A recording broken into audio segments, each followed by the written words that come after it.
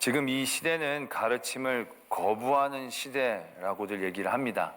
요즘은 누가 누구를 가르치려고 하면 그 사람을 꼰대라고 부르기 시작합니다. 그 꼰대로 한번 규정이 되어지면요, 무슨 말을 해도 듣지를 않으려고 합니다. 이건 비단 젊은 세대들에게만 해당하는 얘기는 아닌 것 같습니다. 젊은 세대뿐만이 아니라 전 세대가 누군가 누구에게 가르치는 것을 굉장히 거부하고 불편해합니다. 그 가르침에 대해서 귀를 열려고 하지 않는 그런 시대에 우리가 살고 있다라는 것이죠. 이런 시대는 우리 성도들에게 굉장히 당황스럽고 곤란한 시대입니다. 왜냐하면 성도는요, 전하고 가르쳐야 될 사명이 있는 사람들이거든요. 하나님의 말씀을 전하고 그 말씀을 가르쳐 줘야 되는데 가르침 자체를 싫어하고 안 들으려고 하니까 참으로 난감한 시대에 우리가 서게 되어졌다라는 얘기죠. 오늘 우리는 이런 시대 가운데에서 예수 그리스도의 가르치심을 한번 바라보고자 합니다. 그리고 그 가르치심을 닮아가며 그 은혜와 능력들을 한번 공유하기를 도전하고자 합니다. 오늘 말씀에 그런 부분이 적혀져 있습니다. 예수님께서 말씀을 하셨는데 마치셨을 때 어떤 일들이 벌어졌느냐 하면 무리들이 그의 가르치심에 놀랐다는 겁니다. 그 가르치시는 것이 권위 있는 자와 같고 그 전에 그들을 가르쳤던 서기관들과 같지 않았다라는 그러한 말씀이 적혀져 있습니다. 예수님의 지금 이 말씀은요, 그 권위는 말씀 그 자체에서 나온 겁니다. 예수님이 어떤 그 능력, 어떤 후광, 또 여러 가지 어떤 이력을 근거로 사람들이 저 사람 들을 만하다, 저 사람 건 들어야 돼, 안 들으면 혼나, 그런 다른 주변의 영향이 있었던 게 아니라 오롯이 예수님의 말씀만을 들었을 때 그들이 감동을 받고 그 이전의 가르침과 다르다는 깨달음을 가졌다라는 얘기죠. 오늘 우리는 그 예수님의 가르치심의 말씀을 바라보면서 그 가르치심의 특징, 우리가 도전하고 본받아야 될 그 요소들을 한번 찾아보고자 합니다. 오늘 여러 가르치심이 있지만 오늘 말씀에 해당하는 예수님의 가르치심은 마태복음 5장에서부터 시작을 합니다. 우리가 잘 아는 산상수훈이라고 얘기하는 그 말씀이지요. 4절부터 이렇게 그 배경이 적혀져 있습니다. 예수님이 갈릴리를 두루 다니시면서 가르치시고 전파하시고 병자를 고치시니까 소문이 그 북쪽 수야 땅까지 퍼지게 됩니다. 그래서 온갖 병 걸린 사람들, 아픈 사람들, 고통 가운데 있는 사람들, 간절한 사람들이 예수님에게로 나오게 됩니다.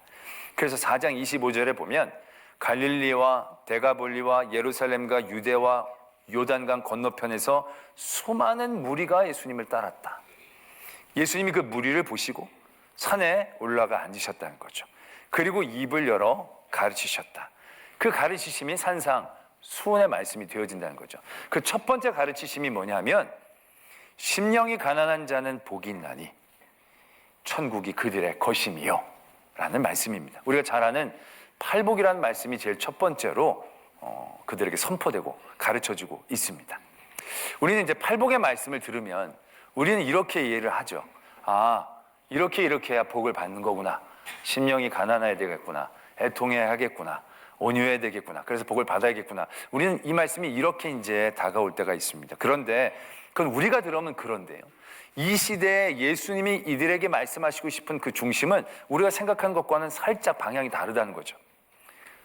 왜냐하면 아까도 말씀을 드렸지만 지금 예수님이 가르치시려는 많은 사람들 앞에서 처음으로 하시는 말씀, 심령이 가난한 자는 복이 있다 라는 말씀을 듣는 그 사람들의 삶의 자리가 어떠했는가라는 얘기죠. 아까도 말씀을 드렸지만 지금 들판에서 예수님이 말씀을 전하시는 거예요. 먼 곳에서부터 예수님의 소문을 듣고 찾아온 거예요. 그 사람들이 문제가 없고 속편한 사람들이 거기 왔겠습니까?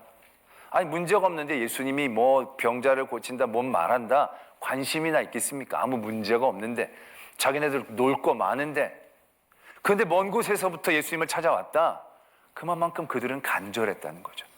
그만큼 그들에겐 방법이 없었다는 얘기예요. 삶의 가장자리로 내몰렸던 많은 사람들, 그 사람들이 예수님에게로 다가온 것입니다. 그들에게 예수님이 처음으로 얘기하시는 거예요. 여러분들 마음이 가난해져야 복이 있는 겁니다. 그래야 천국에 가는 겁니다. 이런 분위기가 아니라는 거죠. 이렇게 얘기하십니다. 마음이 가난합니까? 복이 있는 겁니다. 이미 천국이 그들의 것입니다. 여러분들 지금 감동을 못 느끼시는데 이쪽 버전을 얘기하면 이렇게 얘기하는 겁니다. 여러분 지금 지갑에 돈 있으십니까? 복이 있는 겁니다. 하나님이 주신 거고요. 그 천국 가진 증표입니다. 기분이 어떠세요? 편안하시고 좋죠? 뭘 하라는 얘기가 아니잖아요. 돈만 있으면 되는 건데 이미 있는 거니까 얼마나 마음의 위로가 돼요. 여러분 집에 한 두 채씩들 다 있으시죠? 재산세 때문에 걱정 많으시죠? 걱정하지 마세요. 집이 두 채 있는 사람은 복이 있는 겁니다. 하나님이 주신 겁니다. 왜 아멘 안 하십니까? 두 채보다 많으셔서 그런 겁니까? 통장에 한 10억 정도 있으시지요? 복 있는 겁니다. 하나님 다 주신 겁니다. 아주 잘한 겁니다. 여러분들 만사형통할 겁니다. 듣는 분이 얼마나 좋으세요? 만약 여러분들에게 마음이 가난한 사람이 복이 있는 겁니다. 부자는 복이 없는 겁니다. 다 파세요. 통장 비우세요. 그럼 편안하시겠어요, 여러분들이? 아니라는 거예요. 근데 지금 예수님이 그들에게 여러분 돈이 있어야 됩니다. 집이 있어야 됩니다. 건강한 게 복이지요. 그럼 그들이 마음이 좋겠습니까? 그게 아니라는 겁니다. 지금 예수님 앞에 나온 사람들은요, 가난한 사람들이에요. 정말로 가진 게 없는 사람들이에요. 그래서 어디서 치료받고 이럴 길이 없어서 정말 예수님이 기도해 주시면 낫는다는 얘기 듣고 거기서 온 거예요. 그들을 향해 예수님이 이렇게 얘기하시는 거예요. 여러분들은 본인 스스로가 아무런 소망이 없다고 생각하시지요? 여러분들 나는 왜 이렇게 지질이 복도 없나 이렇게 생각하시지요? 아닙니다. 심령이 가난한 사람은 복이 있습니다. 천국이 그들의 것이기 때문에 그렇습니다. 그들 가운데 기쁘고 즐거운 사람들이 몇이나 있겠습니까? 그들은 지금 울고 불고 절규하는 삶의 자리에서 나온 사람들입니다. 그들에게 예수님이 이렇게 얘기하십니다. 애통합니까? 눈물이 납니까? 신음하고 있습니까? 나는 왜 이렇게 늘 아픈가? 나는 왜 지질이 복도 없는가? 그렇게 생각하십니까? 아닙니다. 애통하는 자가 복이 있습니다. 그들이 하나님의 위로를 받을 것입니다. 온유한 자가 복이 있습니다. 지금 이들은요, 교만할 거리가 없어요. 뭐 온유할 그런 여지가, 그냥 삶 자체가 온유해요. 사람들에게 이리 가면 저리 가고, 이리 밀리면 저리 밀리고, 뭔가 대항하거나 반항하거나 내세울 만한 것이 아무것도 없는 사람들이 대부분일 거예요. 삶 자체가 그냥 온유해요. 온유라고 얘기하보다는 그냥 낭떠러지라고 얘기하는 게 맞을 거예요. 화낼 것도 화낼 이유도 화낼 사람도 없는 그런 사람들에게 예수님이 이렇게 얘기하세요. 온유합니까? 온유한 자는 복이 있습니다. 그들이 땅을 기업으로 받을 것입니다. 의에 줄이고 목마른 자, 지금 이들은요 여러 가지 삶의 어려움, 고통, 죄악으로 다들 죄인이라고 낙인 찍히고 손가락질 뒤에서 궁시렁궁시렁을 받는 사람들이 많이 있었을 것입니다. 그들은 늘 의에 대하여 간절히 부르짖었을 것입니다. 그들에게 이렇게 얘기하시는 거예요. 의에 줄이고 목마르시지요. 그게 복이 있는 겁니다. 하나님이 여러분들과 함께 하실 것입니다. 예수님의 가르치심은요, 명령이 아니었어요. 이래야 복을 받는다, 저래야 복을 받는다라는 가르치심이 아니었어요. 예수님은요, 그들에게 소망을 보게 하신 거예요. 그들이 없는 것을 가지라고 얘기하지 않고요. 할 수 없는 것들을 하라고 얘기하는 게 아니고요. 이미 그들이 가지고 있는 그것들을 보게 하신 겁니다. 그들은 없다고 생각하고 길이 아니라고 생각했던 그것을 길이라고 소망이라고 복이라고 선포하고 계신다. 이게 예수님의 가르치심의 첫 번째 특징이었다는 얘기죠. 그 다음에 예수님이 이렇게 말씀하시죠. 너희는 세상의 소금이다. 너희는 세상의 빛이다. 이렇게 얘기하십니다. 예수님이 너희들 소금이 되라, 빛이 되라, 그렇게 얘기하고 계시는 게 아니에요. 지금 이들은요, 삶의 자리에서 자기가 잉여적이라고 생각했던 사람들이 대부분일 거예요. 혼자 나올 수 없어서 가족들에게 부축을 받고 나오면서 나만 없었으면 우리 집안에 부담이 없을 텐데, 나만 없었으면 이 사람, 우리 부모님들이 고생 안 했을 텐데, 내 남편 아내가 힘들지 않았을 텐데, 늘 이러한 마음과 무거운 죄책감 가운데에 눌려있는 사람들이 적지 않았을 거예요. 이런 사람들에게 뭐 사회적으로 일을 하고 역할을 한다는 건 꿈도 꾸지 못할 일이에요. 나는 다른 사람을 위해 할 수 있는 건 아무것도 없어요. 나는 지금 내 몸 하나 간수하기도 어려운데, 하루하루 살아나가는 것도 어려운데 내가 뭐가 되겠습니까? 근데 그들에게 이렇게 얘기하시는 거예요. 너희는 소금이야. 너희는 빛이야. 등경 밑에 숨지 마. 너희들이 빛이 없다고 생각하지 마. 너희들은 빛이야. 너희들은 소금이야. 소금이 맛을 잃으면 안 되잖아. 소금이 맛을 잃는 방법이 특별히 뭐가 있겠습니까? 그들이 소금이 아니라고 생각하는 그 자리겠죠. 근데 그들에게 선포하시는 거예요. 선언하시는 거예요. 너희는 소금이야. 너희는 복이야. 이렇게 말씀하고 계시는 거죠. 다음에 이렇게 말씀을 하십니다. 나는 율법을 폐하러 온 게 아니라 율법을 완성시키러 왔다는 거예요. 지금 예수님 앞에 앉아있는 사람들은요, 율법하고 그렇게 관계가 많은 사람들 아닐 거예요. 율법이 뭐예요? 자기 삶조차도 지금 지켜나가는 게 어려운데요.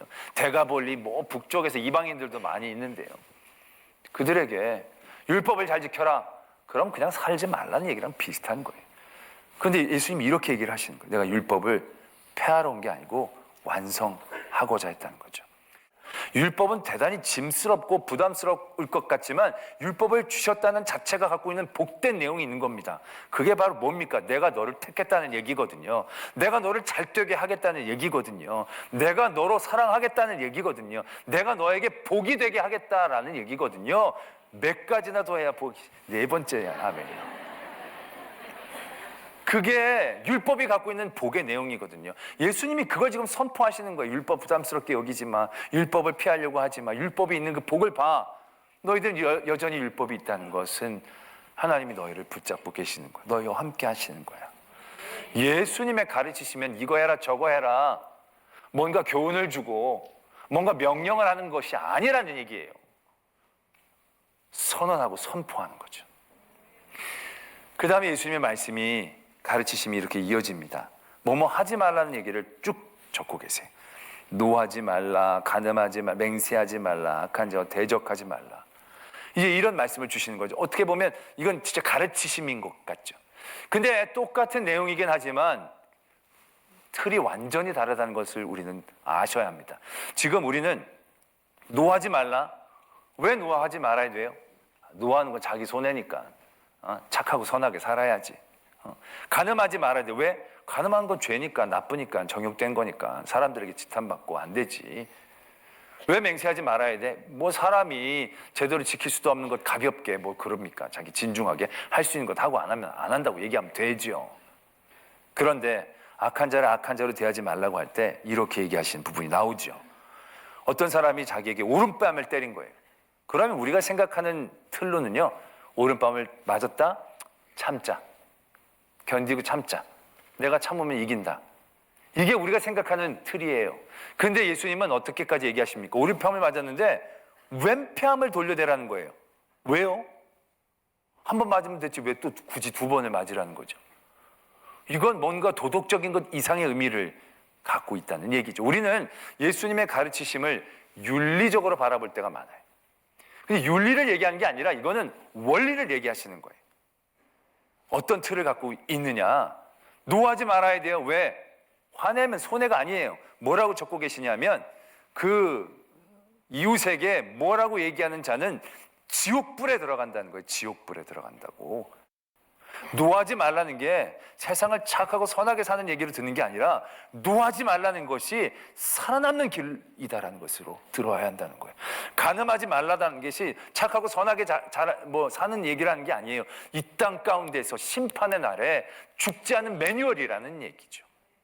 우리가 맹세를 막 남발하면서 이 땅 가운데서 내가 뭘 할 수 있는 것처럼 그러지 말라는 거예요. 매뉴얼대로 움직이라는 거예요.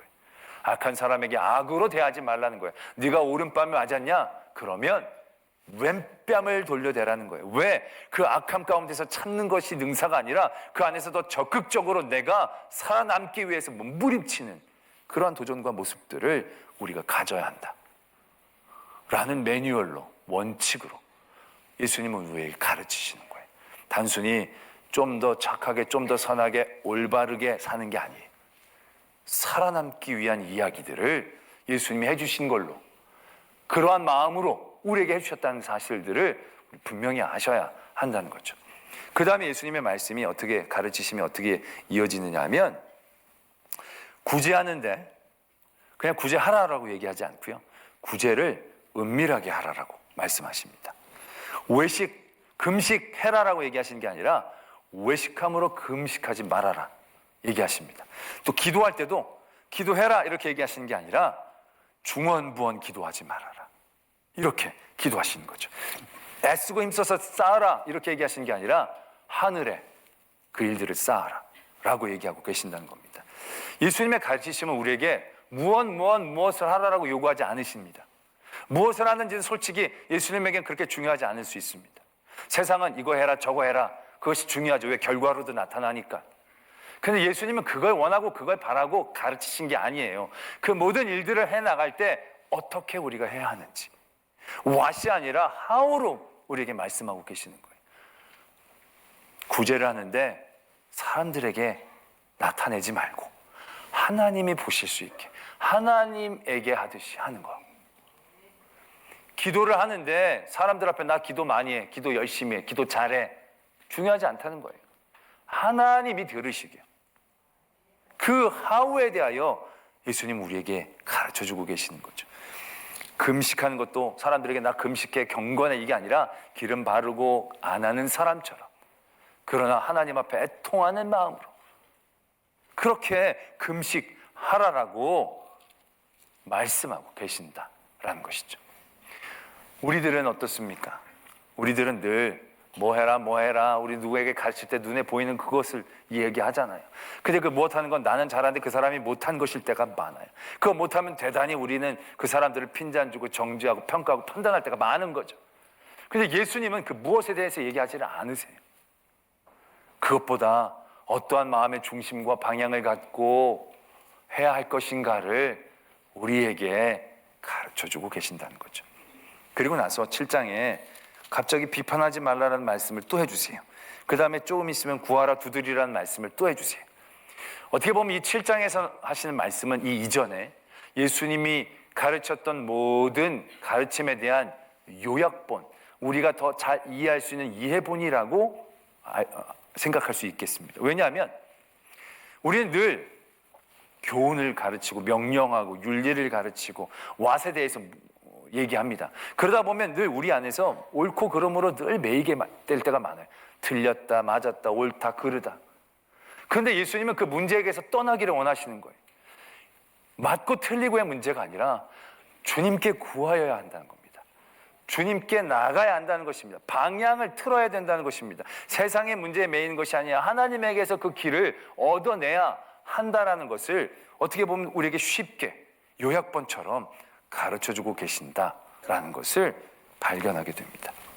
옳고 그름으로 우리가 생각하는 자리들은요, 결국 마지막 자리에서 하나님 앞에 뭔가 부끄러움의 자리에 서게 되어지는 경우들이 적지 않다는 겁니다. 우리가 늘 옳고 그름을 따지는 모든 마음의 속에서 갖고 있는 마음은 뭡니까?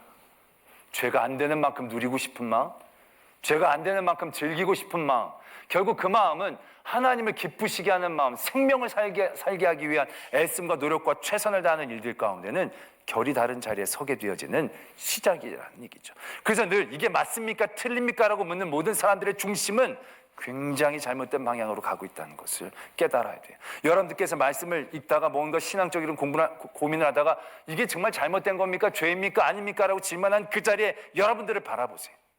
최선입니까? 그게 여러분들이 살려고 애쓰는 길입니까? 하나님께 구하고 두드리는 그 길 가운데서 생겨난 질문입니까? 대부분 아닐 겁니다.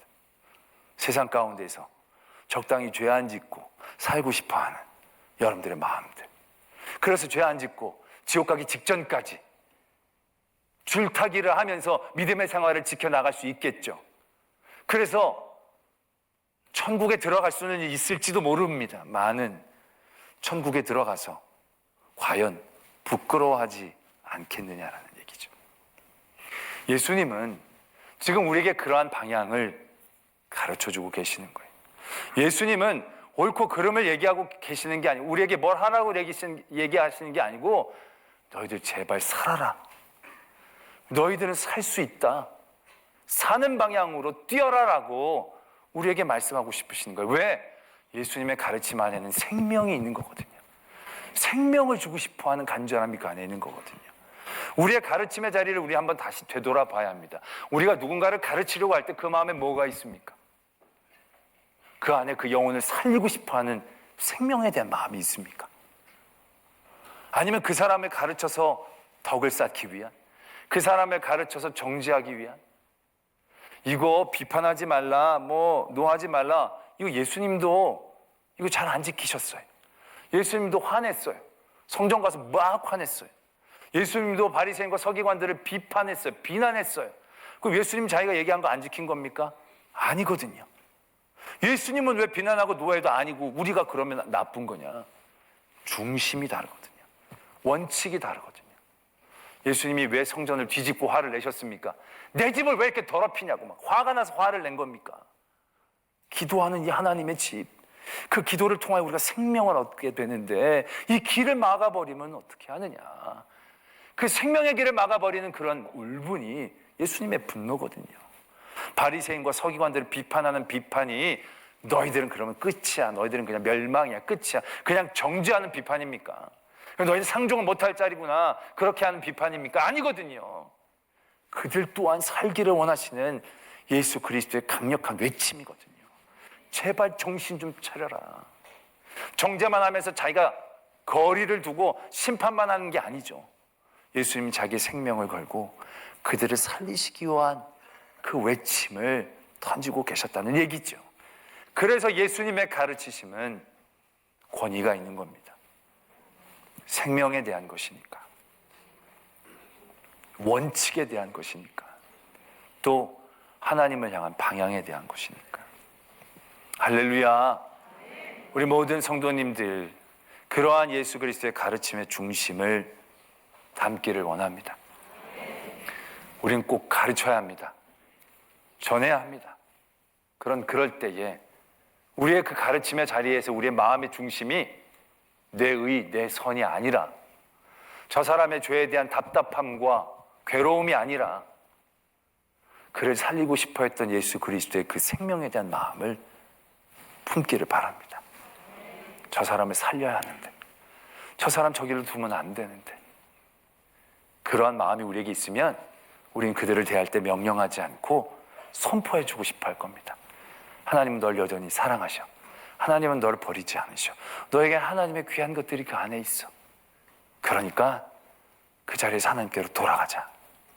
그러한 마음들이 우리에게 생겨날 것이고, 그러한 마음으로 가르칠 때에 주의 가르침의 역사가 우리를 통하여 계속되어지며 하나님의 나라가 이 땅 가운데 이루어지는 역사의 그 한 부분을 우리가 감당하는 복이 있을 줄로 믿습니다.